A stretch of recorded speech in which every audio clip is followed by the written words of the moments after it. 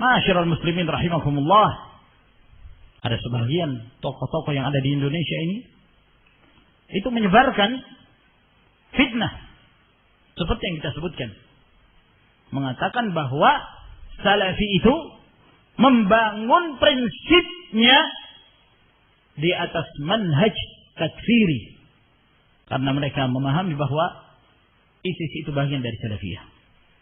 Subhanallah. Kami meminta kepada pemerintah untuk mempelajari, untuk memperhatikan dan membedakan antara manhajul khawarij dengan manhaj ahli sunnah wal jamaah, al-manhajus salafi. Jangan disamakan. Jangan hanya sekedar melihat penampilan secara zahir. Khawarij berjenggot, ahli sunnah wal jamaah juga berjenggot. Khawarij pakai jubah, ahli sunnah wal jamaah juga berjubah. Khawarij jualan herbal, ahli sunnah wal jamaah juga ada yang berjualan herbal. Khawarij berpakaian cingkrang, ahli sunnah wal jamaah juga begitu. Melihat dari zahirnya semata, lalu kemudian menghukumi sama seperti mereka, tidak bisa. Seharusnya diperhatikan pada keyakinan mereka, prinsip mereka, amalan mereka. Walhamdulillah, as-salafiyun dimanapun mereka berada, mereka membuat pondok-pondok pesantren di berbagai wilayah. Yang terjadi adalah ketentraman, ketenangan, tidak membuat kekacauan. Alhamdulillah. Bahkan mereka membantu pemerintah untuk mensosialisasikan kepada masyarakat tentang sesatnya ISIS, tentang sesatnya Syiah.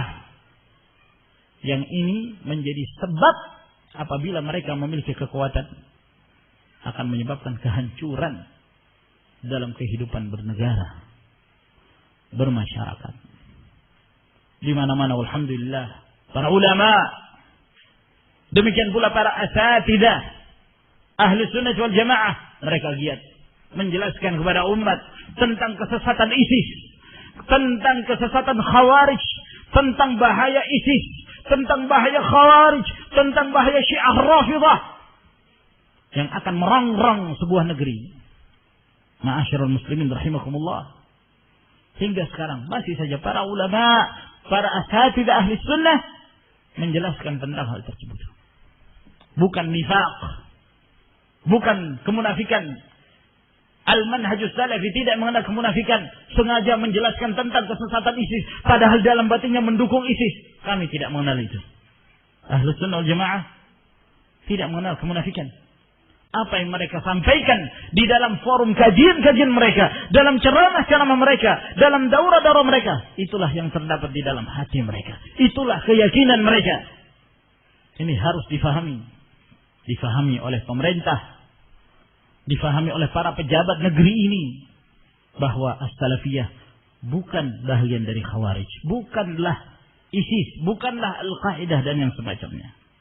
Dari prinsip ini saja sudah nampak sekali perbedaan dalam memahami kitab Allah wa sunnah. Meskipun kaum khawarij mengucapkan qala Allah, qala Rasulullah, as-salafiyah juga mengucapkan qala Allah, qala Rasulullah. Tapi maaf, berbeda dalam memahaminya. Sebagaimana berbeda antara al-manhajus salafi dengan manhaj al-mu'tazilah, manhaj liberal, dan manhaj-manhaj yang lainnya, termasuk manhaj al-ikhwanil muslimin. Oleh karena itu kita sepantasnya mengucapkan jazakumullahu khairan pemerintah Arab Saudi yang dipimpin oleh Raja Salman hafizahullah ta'ala. Semoga Allah subhanahu wa ta'ala menjaga beliau, yang mengeluarkan pernyataan resmi melarang menyebarnya kitab-kitab al-ikhwanul muslimin di Arab Saudi. Pemikiran al-ikhwanul muslimin yang menimbulkan keresahan sebagaimana yang telah terjadi di Mesir dan di banyak tempat. Pemerintah Arab Saudi mengeluarkan pernyataan resmi, walhamdulillahirabbil alamin, melarang mereka. Sebab dari kitab-kitab tokoh-tokoh al-ikhwanul muslimin, lebih terkhusus lagi buku-buku Sayyid Qutb yang sering dijadikan sebagai rujukan kaum takfiri pada masa-masa belakangan ini. Didapati dalam buku-buku Sayyid Qutb pemahaman takfir bermudah-mudahan dalam mengafirkan kaum muslimin. Maka oleh karena itu ini harus difahami. Di antara pejabat kita ada yang memahami bahwa Salafiyah itu sangat mudah mengafirkan. Orang sekedar merayakan Maulid kafir. Merayakan Isra Mi'raj kafir. Terus siapa yang mengatakan itu? Siapa yang mengatakan kafir? Ma'asyiral ikhwan rahimakumullah. Kadang-kadang terjadi pula kesalahpahaman. Karena tidak bisa mencerna dengan baik ilmu yang diajarkan oleh para ulama sunnah, para da'i sunnah. Kalau dijelaskan tentang satu amalan, bahwa amalan ini tidak ada bimbingannya dari Rasulullah Sallallahu Alaihi Wasallam, tidak ada tuntunannya dari Rasulullah, ini bagian dari perbuatan bid'ah yang dicela oleh Nabi Sallallahu Alaihi Wasallam, dianggap berarti telah mengkafirkan. Ya tentu tidak bisa disamakan. Ya. Agama itu nasihat. Rasulullah Sallallahu Alaihi Wasallam mengatakan, ad-dinu nasihah. Agama ini dibangun di atas prinsip saling menasehati di antara kaum muslimin. Ketika ada yang keliru, nasihati, arahkan dia, bimbing dia kepada kebenaran. Dan itu bagian dari perintah Allah Subhanahu Wa Taala. Wal takum minkum ummatun yad'una ila al-khair wa ya'muruna bil ma'ruf wa yanhauna 'anil munkar wa ulaika humul muflihun. Hendaknya ada sekelompok di antara kalian yang senantiasa mengajak kepada kebaikan,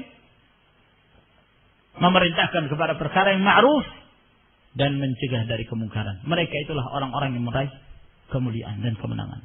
Amar ma'ruf nahi munkar ditegakkan selama dalam porsinya, berdasarkan ketentuan-ketentuan yang ditetapkan dalam syariat, maka itu adalah hal yang dianjurkan.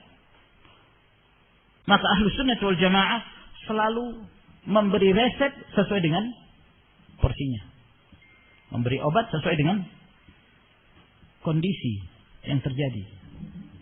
Tidak kemudian bermudah-mudahan terjadi kesalahan, lalu kemudian menghukumi setiap kesalahan itu adalah kekufuran, lalu kemudian menghukumi pelakunya sebagai seorang yang kafir, lalu divonis murtad keluar dari Islam. Oh, tidak sama sekali. Itu bukan pemahaman Salafi. Itu pemahaman Khawarij. Ini ma'asyiral muslimin rahimakumullah. Oleh karena itu, pemahaman kaum Khawarij ini yang meninggalkan untuk memahami ayat-ayat Allah berdasarkan pemahaman para sahabat, yang menjadi prinsip kaum Khawarij ketika awal mereka keluar meninggalkan barisan Ali bin Abi Thalib radhiyallahu ta'ala anhu. Ketika itu disebutkan dalam satu riwayat yang sahih, mereka berjumlah kurang lebih 6.000 orang. Mereka keluar dari barisan Ali bin Abi Thalib radhiyallahu ta'ala. Lalu mereka berkumpul di Harura. Maka Abdullah bin Abbas radhiyallahu ta'ala anhuma ingin mendatangi mereka dan menasihati mereka. Semoga saja ada di antara mereka yang kembali kepada al-haq.